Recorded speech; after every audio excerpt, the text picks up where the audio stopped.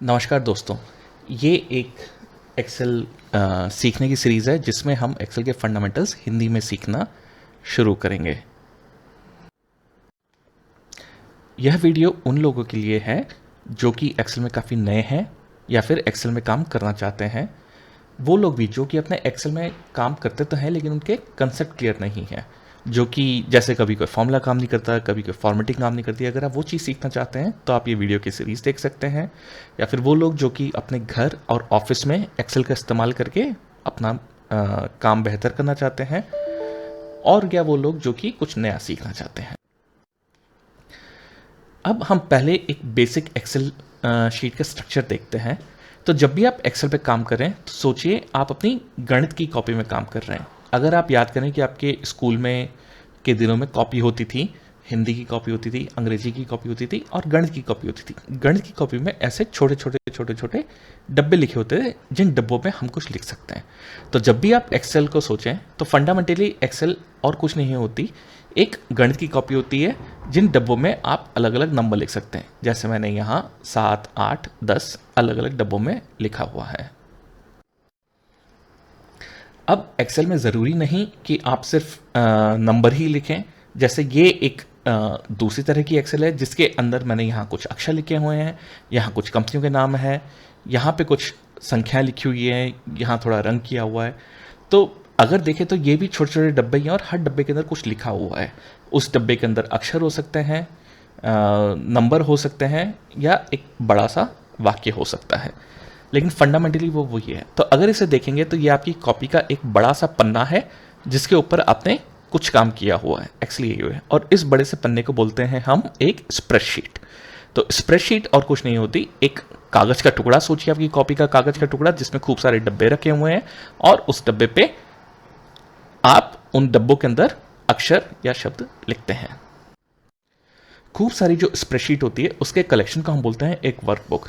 तो अगर आप सोचें तो आपके जो स्कूल की कॉपी हो गई, गणित की कॉपी, वो एक वर्कबुक हो गई, क्योंकि उसके अंदर खूब सारे पन्ने लगे हुए गणित के, और हर पन्ने के ऊपर आप कुछ ना कुछ काम कर सकते हैं। जैसे पहले पन्ने पे आपने घर का हिसाब लिख सकते हैं, दूसरे पन्ने पे आप ये लिख सकते हैं कि आपके ऑफिस या दफ्तर में कितने लोग हैं, तीसरे पन्ने में आप कुछ और लिख सकते हैं, और ऐसे कलेक्शन ऑफ पन्ने, खूब सारे पन्नों को हम एक वर्कबुक बोलते हैं। अब हम वापस एक स्प्रेडशीट पे आते हैं, यानी कि एक गणित की कॉपी जिसमें खूब सारे डब्बे लिखे हुए हैं। अब हम इन डब्बों के अंदर कुछ भी लिख सकते हैं। जैसे पहले हमने एक उदाहरण देखा था कि हमने 7, 8 और 10 लिखा हुआ था। अब थोड़े से शब्द और याद कर लेते हैं। जैसे अगर इन डब्बों की श्रृंखला में दाएं से लेके बाएं, यानी लेफ्ट से लेके राइट तक बनाऊं, तो उस श्रृंखला को हम बोलते हैं एक रो। ठीक है। और अगर यही किसी एक पर्टिकुलर डब्बों की श्रृंखला को अगर मैं ऊपर से लेकर नीचे तक बनाऊं, तो उन डब्बों की श्रृंखला को हम बोलते हैं एक कॉलम। तो रो हो गई जो दाएं से बाएं जाती है, कॉलम हो गया जो ऊपर से लेकर नीचे तक जाता है। हर रो और कॉलम एक पर्टिकुलर जगह पे एक दूसरे से टकराएंगे, उस चीज को हम बोलते हैं एक सेल। और सेल बेसिकली गणित की कॉपी का वो डब्बा होता है जिसके अंदर आप कुछ लिख। तो याद रखिएगा, रो दाएं से बाएं, कॉलम ऊपर से नीचे, सेल उन दोनों का इंटरसेक्शन। कई बार लोगों को मैंने देखा है कि वो रो और कॉलम में कंफ्यूज हो जाते हैं। उसके लिए आप ये चित्र अपने दिमाग में रख सकते हैं, जिसके अंदर की एक छत है जो कि खूब सारे खंभों पर टिकी हुई है। अंग्रेजी भाषा में खंभों को हम कॉलम्स या पिलर्स बोलते हैं। पिलर और कॉलम एक ही चीज़ है। तो इस तस्वीर से आपको जानने में ये आसानी होगी कि जो ऊपर से लेकर नीचे जाते हैं उन्हें हम कॉलम बोलते हैं, तो जो दाएं से लेकर बाएं जाती हैं उन्हें हम रोज बोलेंगे।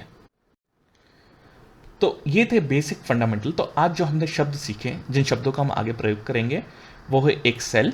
सेल को अगर आप देखें तो आपकी गणित की कॉपी का एक छोटा सा डब्बा हो गया। उस डब्बे के अंदर आप अक्षर लिख सकते हैं, शब्द लिख सकते हैं, संख्या लिख सकते हैं, कुछ भी लिख सकते हैं, वो होती है एक सेल। एक सेलों की श्रृंखला जो दाएं से लेकर बाएं तक जाती है वो होती है रो। सेलों की श्रृंखला जो ऊपर से लेकर नीचे तक जाती है उसे बोलते हैं कॉलम। याद रखने के लिए एक तस्वीर दिमाग में रखिए कि खूब सारे खंबे लगे हुए हैं, खंबों को अंग्रेजी में कॉलम या पिलर कहते हैं। स्प्रेडशीट आपकी कॉपी का एक पन्ना हो गया जिससे हम बोलेंगे स्प्रेडशीट। एक स्प्रेडशीट में आप कुछ काम करते हैं। और वर्कबुक एक तरह से आपकी पूरी कॉपी हो गई जिसमें खूब सारे पन्ने लगे हुए हैं, उन्हें हम बोलेंगे वर्कबुक। शुक्रिया।